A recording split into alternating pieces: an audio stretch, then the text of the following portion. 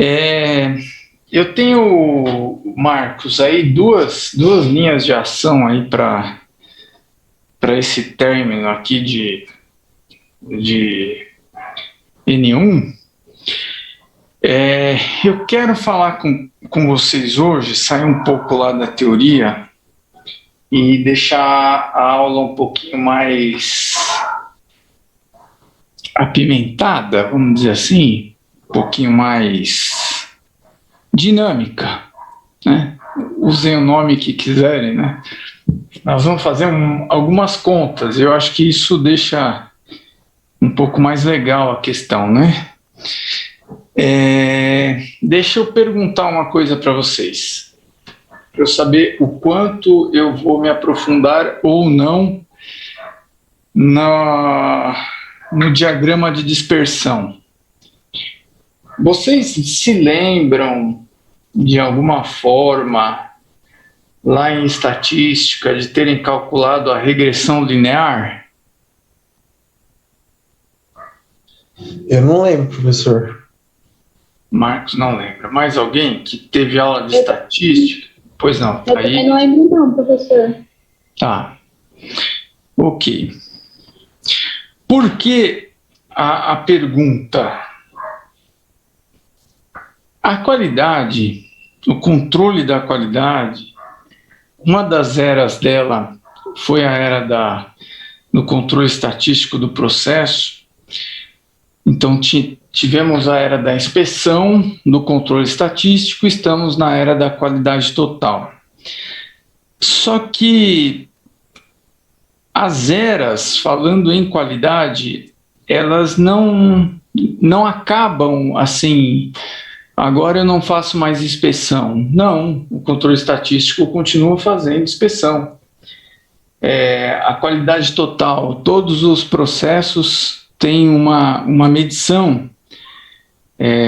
Todas as áreas, desde o marketing, estão preocupadas com a qualidade, continua tendo estatística.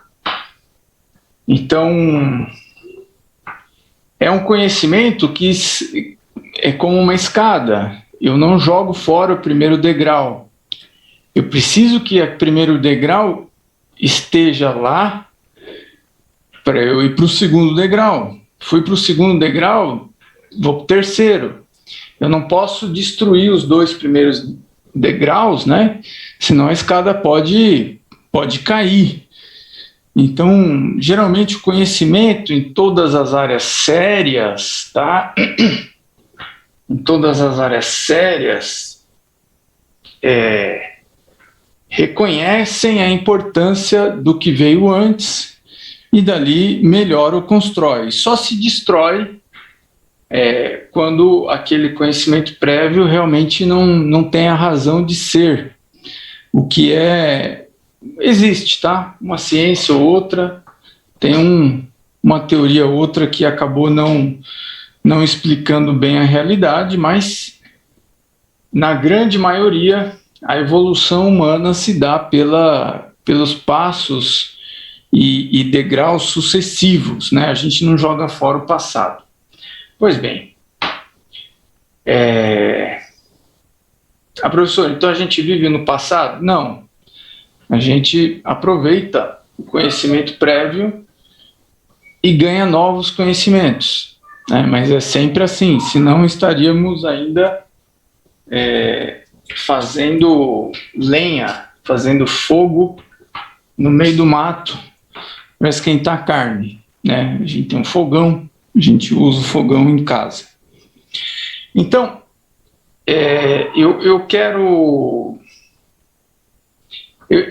eu quero começar dizendo o seguinte, tá? Falando aí de ciência e tal, eu vou colocar minha tela aqui, ao Excel, compartilhar com vocês, e aí eu vou pedir um pouquinho de atenção nesse começo, depois eu vou deixar vocês calculando, tá?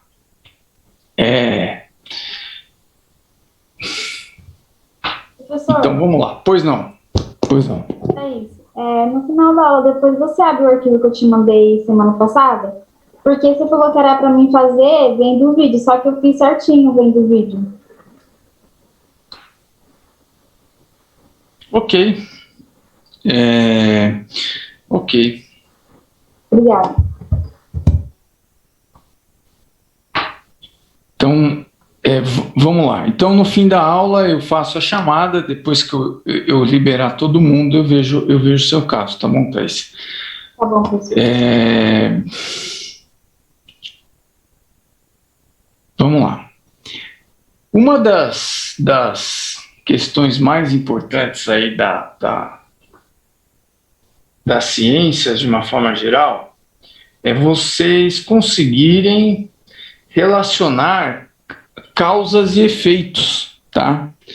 Então, essa relação de causa e efeito, ela acaba determinando se algum estudo, alguma realidade procede ou não, né? Se aquela causa ocasiona certo efeito ou uma causa ocasiona outro efeito. Então, por exemplo, aí vocês têm uma dor de garganta, tá? A dor de garganta é um efeito. Pode ser uma simples alergia, pode ser uma amidalite, laringite, pode ser o Covid, pode ser uma série de coisas. Então, existe um efeito, que é a dor de garganta, e aí vai se estudar as possíveis causas da dor de garganta. Então, quando o médico acerta a causa exata dessa dor de garganta, então vocês vão ter o tratamento correto. Na empresa, da mesma forma, existem problemas e, na medida em que eu consigo identificar qual é a causa daquele problema, eu sou um melhor administrador, eu faço meus negócios prosperarem ou não. Então, vocês estão vendo aí na tela, por exemplo, um gráfico, né, uma reta, né, a gente vai chegar nela já, e eu vou ler aqui um tipo de problema, e aí eu quero que vocês vão me questionando agora nesse começo aí de explicação. Tendo em vista aí que a gente não vai ter mais aulas gravadas por uma questão aí da ordens superiores, né, da direção, então eu vou pedir a vocês atenção para vocês não perderem aí o fio da meada. Então, eu tenho um exemplo aqui, né? No laboratório de uma empresa produtora de aços, foram feitos testes para estabelecer a relação entre o teor de carbono nos aços e a resistência em Newton por milímetro quadrado dos aços produzidos. Então, quem está na área de produção, aí, quem trabalha com materiais ou vai trabalhar no planejamento e controle de produção, tem uma questão que afeta a produção de todos os produtos físicos, né? Que é a questão aí da resistência dos materiais. Pode ser um plástico, ele é projetado para ser resistente a algumas quedas, a alguma temperatura. Existe especificação técnica para saber quando que o plástico vai pegar fogo. No caso em questão aí do aço,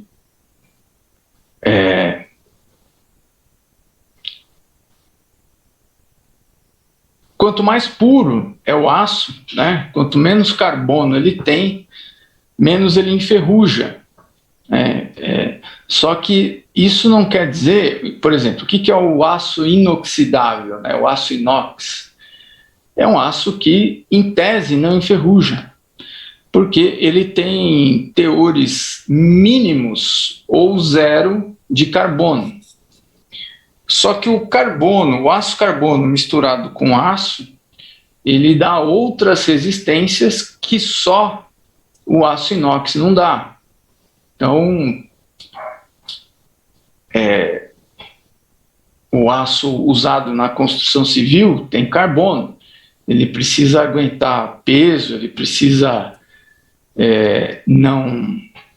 ter uma força anti-tração, que não deixa o concreto trincar, por exemplo, né? Não é o ferro que segura uma laje, é o concreto. Porém, esse ferro faz com que o concreto não trinque, ele não deixa ter trepidações, né? Se bem feito, se bem calculado. Esse é o papel do ferro aí na construção civil, e na indústria geral tem o papel do ferro. Para cada item tem a sua adequação. Pois bem, então, continuando a leitura aqui, para cada amostra de aço com um teor de carbono específico, aí ele colocou XI, foi tracionado um corpo de prova, sendo obtida a resistência Y, cujos valores estão apresentados na tabela ao lado. Em função dos pares ordenados do teor de carbono e resistência à tração, calcule o diagrama de dispersão e calcule o coeficiente de correlação linear. Ok, não se assustem com isso. Então, eu vou apagar aqui o exercício e vou fazer... vou deixar os dados do exercício, né? Então, eu vou delimitar aqui, né, o que é dado e o que eu preciso calcular daqui em diante. Então, é dado que em uma medição que fizeram do aço, acharam lá 0,2% de carbono, né? Isso não é 20% de carbono, é 0,2%. Então, 2% de carbono. Ou melhor, 0,2% de carbono, ou seja, muito pouco carbono. E quando eu tenho 0,2 de carbono, eu tenho uma resistência Newton-metro, é uma medida de força, que agora não nos interessa entrar nesse mérito, né? A gente não está fazendo engenharia mecânica, mas o administrador vai ter que saber, controlando a qualidade, o que é que acontece se ele colocar mais um produto ou menos, e isso vai impactar a conformidade final do seu produto. Então, o primeiro aço tinha 0,2 de carbono e uma resistência de 422. Foram feitas 12 medições, de 1 a 12, tá? E cada medição achou-se, né, que para esses percentuais se tinha aqui um número de resistência. Então, a matéria dispersão vai dizer o seguinte: quanto mais perto os pontos estiverem em relação à reta, mais correlação tem uma coisa com outra. Ou seja, significa que se eu colocar no eixo X mais carbono, no eixo Y eu vou ter, de alguma forma, também mais resistência. Então, esse é um exemplo. Então, antes de começar a fazer conta, eu vou me mover para outro exemplo, para vocês irem entendendo aqui onde a gente quer chegar. O outro exemplo é uma reta ao contrário, né? A primeira lá que eu mostrei para vocês é uma reta crescente, né? Vem de baixo para cima. E essa outra que eu estou mostrando é uma reta decrescente, começa em cima e vem até aqui embaixo. Esta reta decrescente, ela tem pontos mais próximos, né, à reta. E aquela primeira que eu mostrei para vocês tem pontos mais dispersos. Opa, essa aqui. Tem pontos mais dispersos em relação à reta. Então, este outro exemplo diz o seguinte: os técnicos da empresa, isso aqui já é uma empresa que faz corte em aço. Então, a primeiro caso, queria saber como que o teor do aço carbono no produto dava mais resistência ou menos. Era um estudo. Esse aqui ela quer saber do corte desse aço. Os técnicos da empresa suspeitam que o corte fora de esquadro possa ser consequência da variação de tensão na rede elétrica que alimentava o equipamento de corte. Mas como verificar isso? Então aqui vamos entender o problema. Então não se preocupem agora com os cálculos. Eu quero que vocês entendam o problema. No outro caso, qual que era o problema? Quanto mais carbono eu ponho, mais resistente eu deixo o aço. A questão do ferrugem é outro departamento. Pode ser que nesse caso o ferrugem não seja uma variável importante para estudar. Eles estão preocupados na resistência. Mais carbono, mais resistência, mais ferrugem. Mas eles querem saber da resistência. E aqui eles estão dizendo o seguinte: para cortar o aço eu tenho uma máquina. E eu estou desconfiado que eu tenho que cortar 1 milímetro, né, certinho, e de vez em quando a máquina está saindo de esquadro. Na hora de cortar, não está cortando exatamente o desenho que eu mandei. Está tendo algum defeitinho no corte. Então, essa variação no corte de 15,7... Pois não, Nicolas? Sou eu.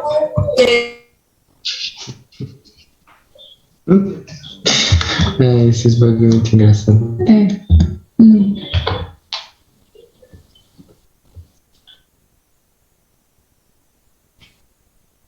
Então, essa variação no corte, vocês estão vendo aqui, gente, a linha 6 aqui, uma variação no corte de 15,7, vocês estão conseguindo ver? Sim. Sim.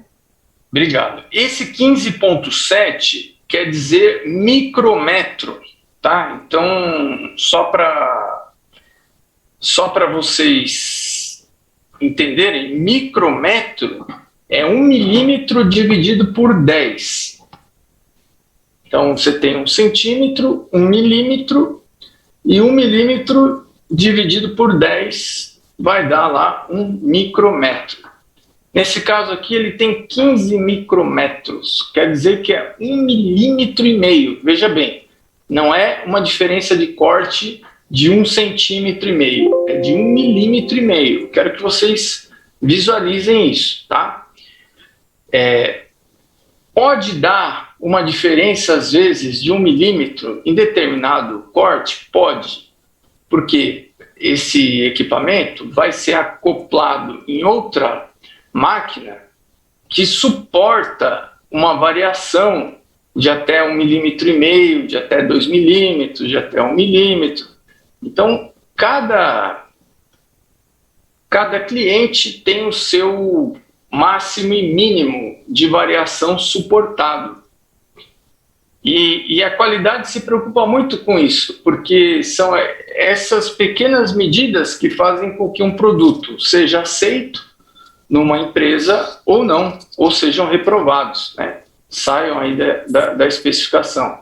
Se eu tenho um maquinário e eu recebo a chapa de aço no meu maquinário e ele é difícil de ser ajustado, ou seja, ele não tem ajuste, se a chapa não estiver exatamente na medida que eu preciso, ou ela não entra, ou ela entra com muita folga, não vai me atender. Então eu vou escolher o fornecedor que me der o material dentro da especificação. Então, quem de vocês aí sabe o que é um multímetro?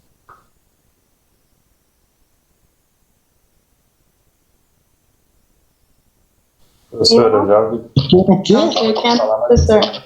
Oi? Eu não entendi o que você falou, professor. O que é o quê? Quem de vocês aí sabe o que é um multímetro? Eu não sei, professor. Sei o que Acho que é para medir a bateria, não é? Medir a tensão? Ampere de tomada? Medir bateria, medir tensão, medir ampere de tomada. Medir o diâmetro de uma peça. Não, multímetro não. Ele mede tensão, corrente, né? ele não mede diâmetro, ele mede se tem energia alternada ou contínua, né? No caso da bateria, é uma pilha, né? Uma bateria é uma energia contínua, né? E uma tomada, uma energia alternada. A bateria, tanto do carro quanto uma pilha, a energia está lá, né?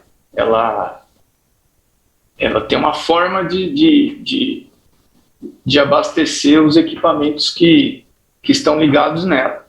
E a energia que está na tomada tem outra forma. Aí você vai ter o 110, que na casa de vocês tem, e o 220, né? O 110 é uma fase e o neutro, o 220 são duas fases. E o multímetro vai medir a tensão dessa energia. Peraí, só um minutinho, deixa eu ver se eu mostro para vocês.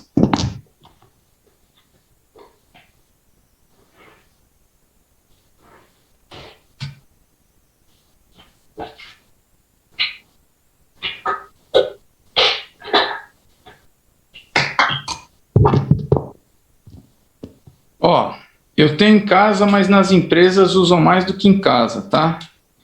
Então isso aqui é um multímetro, tá? E aqui tem onde eu espeto isso na tomada para saber como que está vindo a energia. Pois não? Não estamos vendo. Não estão vendo? Obrigado, Thaís, porque eu estou pensando que vocês estão me vendo. Olha só, eu falo. Ué, eu tô vendo. Você tá Eu vendo? vi. Eu também. Ih, Thaís. Eu também vi. É aqui, então a gente Ô, Thaís, então entra aí, sai e entra de novo. Vamos ver se liga a câmera aí para você. Então, o restante está vendo, né? Isso é um multímetro. Enfio esses dois negocinhos aqui na tomada e eu vejo se a rede é 110 ou 220.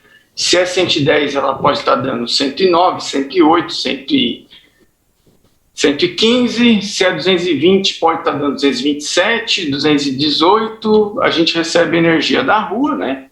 E a gente, às vezes, mede isso daqui. Geralmente o eletricista faz muito isso, né? Bom, eu acho que mostrando para vocês assim, vocês vão lembrar que já viram isso, né? Mais gente vai lembrar que já viu, certo? Ah, professora, agora eu vi. Meu pai tem um desse. Ok, seu pai tem um desses. Isso é um multímetro. Maravilha. Então, num estudo de caso assim, em questão, os técnicos estavam imaginando o seguinte: eu acho que eu estou tendo erro na aferição do meu corte por conta da energia elétrica. Minha máquina corta com 220. Então, foram feitas aqui, neste caso, 35 tomadas de teste, 35 amostras. O que significa isso? Que quando foi feito o corte, o primeiro corte, tinha alguém com isso aqui lá na tomada. Aí falou, olha, cortou. Aí ele anotou, deu 222,7. E aí o outro foi lá ver quantos micrometros saiu do padrão. 15,7. Próximo corte. A máquina fez o corte. Estava dando naquele momento 217,7, tensão da rua. Naquele momento teve uma variação de 17 micrometros. E assim foram feitas 35 vezes. Cada corte que se fazia, um ficava lá medindo a tensão no momento do corte, anotava no papel, no Excel, e o outro ficava lá com uma reguinha bem específica, medindo o quanto variou ou não aquele corte. E aí foi feita uma série aqui, uma amostra aqui com 35 cortes, para quê? Para tentar entender se tem relação a energia com a variação no corte. Entenderam o problema, gente?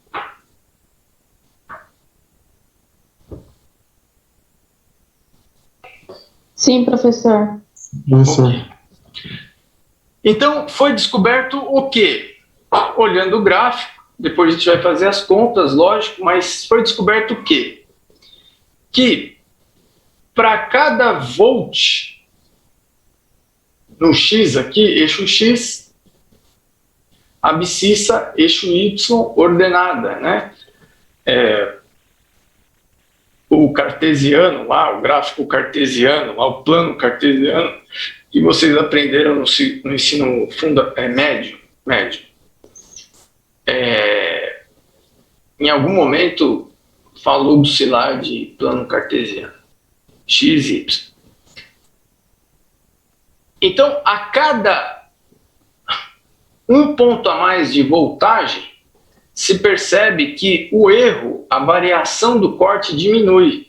Então, 213, mais ou menos, uma variação de 19 micrometros.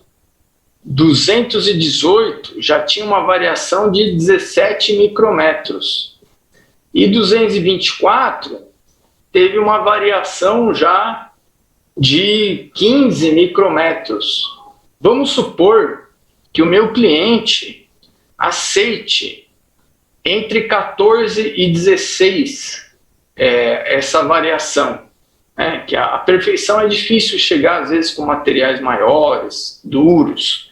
É possível, mas sempre tem uma tolerância a um erro mínimo. E quando eu estou falando mínimo, eu estou falando algo milimétrico, tá? Micrometro. Então, eu acho que é uma medida até que muitos de vocês nunca tinham ouvido falar. Né? A gente ouve falar de metro, centímetro, metro, decímetro, centímetro, milímetro e abaixo do milímetro, o micrometro. E aí tem outra medida que vocês já ouviram falar, que vai ser o tal do nanômetro, que aí é usado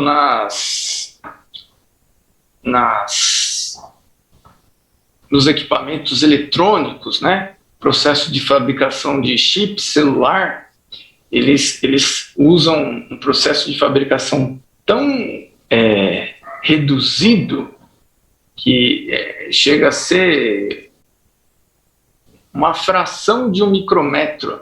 Eles colocam vários componentes eletrônicos num espaço minúsculo. E aí a tecnologia está hoje nisso, tá, gente? Então, essa redução aí de chips, né, esse aumento da potência aí dos componentes eletrônicos, se dá pela capacidade eletrônica hoje de colocar milhões, bilhões de componentes eletrônicos em uma pequena área, né? Então, eu não sei se vocês já ouviram falar do que tem um país lá perto da China, do Japão, que chama Taiwan. Taiwan tem uma tecnologia de ponta nos semicondutores, na miniaturização dos semicondutores. Coreia do Sul também. A Samsung, né, uma empresa conhecida, ela tem tecnologia também para colocar milhões de componentes numa área minúscula, tá? Então, nós perdemos, infelizmente, aí no Brasil, tem um tempo que nós perdemos a oportunidade de entrar nessa indústria. Agora a gente tem que aproveitar a oportunidade do agronegócio e temos que ser cada vez melhores nisso. E as nações, elas competem entre si. Estou dizendo que nesse assunto nós ficamos para trás. Temos que nos preocupar com aquilo que podemos ser mais fortes, melhores. E, se possível, né? Por que não entrar nesse assunto dos semicondutores, né? Mas isso depende de capital estrangeiro querer começar essa fabricação no Brasil, e o Brasil tem um ambiente de negócio e jurídico que chame essas empresas para vir aqui usar nossa mão de obra, nossos recursos. A gente ganharia muito, né? Emprego, tecnologia, enfim. Mas isso é um outro assunto. Pois bem, nessa nessa reta, vocês percebem que os pontos estão bem próximos os pontos estão bem próximos à reta, o que significa que há uma correlação forte entre a máquina ter mais energia para trabalhar e ter menos erro de corte. Vocês conseguem visualizar os pontinhos próximos à reta? Sim. Consigo, sim, professor. Ok. Então, se esses pontinhos fossem espalhados, eu diria, não tem correlação